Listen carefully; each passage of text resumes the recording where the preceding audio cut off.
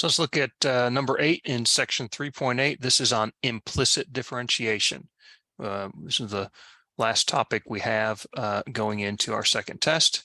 So here is a equation involving x and y. We would say that y is implicitly given as a function of x here. If we could solve for y as a function of x, we would then be able to differentiate explicitly. But again, very difficult to solve for y here, or sometimes in these equations impossible to. But we are going to find the derivative dy dx implicitly. So what's that mean? First of all, I'm just going to, for ease of notation, I'm going to let dy dx just be y prime. And then I'm going to take the derivative with respect to x of both sides of this equation. Keep in mind that when I do so, y is not a constant with respect to x, right? It is a function of x. And so we have to treat it that way. When I take the derivative with respect to x of x to the 1/2, that's not a problem. Power rule, very simple, bring the 1/2 down, x to the negative 1/2. That's not a problem. Here, we've got a chain rule because I'm taking the derivative with respect to x, and the function here is y to the 5/6 power. So the outer function is y to the 5/6, but the inner function is y, which indeed is a function of x. So when I take the derivative of the outer function, that's just power rule, 5/6 comes down, y subtract 1 or 6/6 from 5/6 gives me negative 1/6, but then times what? The derivative of the inner function. What's the derivative of the inner function with respect to x? That's dy over dx, or what I'm going to write, just y prime. Okay. Here, I have the derivative with respect to x of negative 9y. I pull out the negative 9 and take the derivative of y with respect to x, which is just dy over dx. So that's just y prime, right? So that's just the derivative of y. So there I've taken the derivative with respect to x. Okay, now here's the trick is solving for y prime. You can see y prime here and here. I need to get the terms with the y primes isolated and then solve for y prime. Before I do that, though, for me, it just helps to clean this up a little bit because of these fractions. In fact, these negative exponents don't like that too much. So remember, x to the negative 1/2, this is the same thing as 1 divided by x to the positive 1/2, and this y to the negative 1/6 is the same thing as 1 divided by y to the positive 1/6. So I'm just going to rewrite this as 1/2 times 1 over x to the 1/2 is 1 divided by 2 times x to the 1/2, right? That becomes that. And then the 6 times the y to the negative, or to the y to the 1/6 power is in the denominator here, 5 up top, times y prime. I kind of bring the y prime by itself because I want to think about this, since I'm just going to solve for y prime, kind of like a coefficient in front of y prime. This is something times y prime. And then here I leave that alone. And you can solve, bring the y primes together on one side of the equation, factor out the y prime and divide.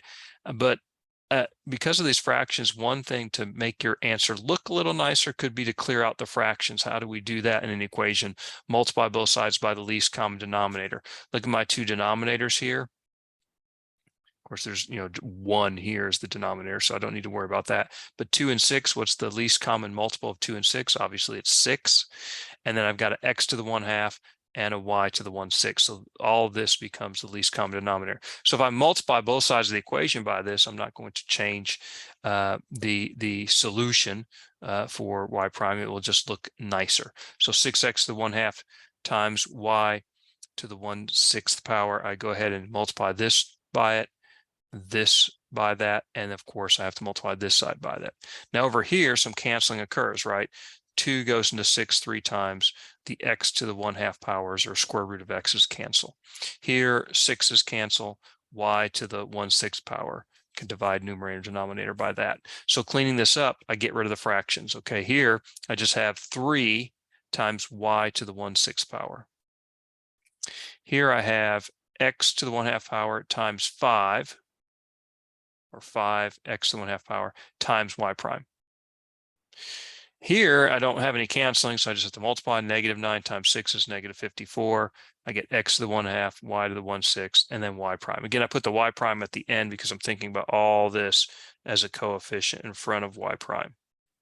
Okay, now you get the y primes terms, this one here and this one here on the same side. I could just subtract the 5x to the 1/2 from both sides. You could do that. I decide to add this term here, so add 54 x to the 1/2 y to the 1/6 y prime to this side, which means I have to subtract this term that doesn't have a y prime over here. So subtracting that over here.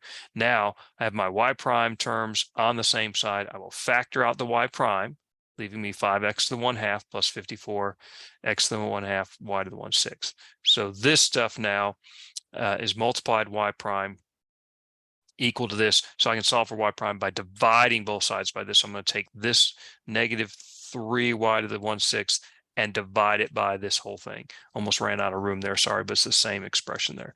So there is the derivative expressed again in terms of x and y, and that's typically what we have to deal with.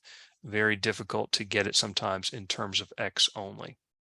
Okay, so that's the derivative. Keep in mind the derivative again will require, if you actually evaluate a particular point, you'll need both what the x and the y coordinates to find the slope of the curve at that point. Okay, so I hope this is helpful. Implicit differentiation is very important. Involves the chain rule a lot of times as well. And if you have questions about this or some of the other ones, again, as always, please let me know.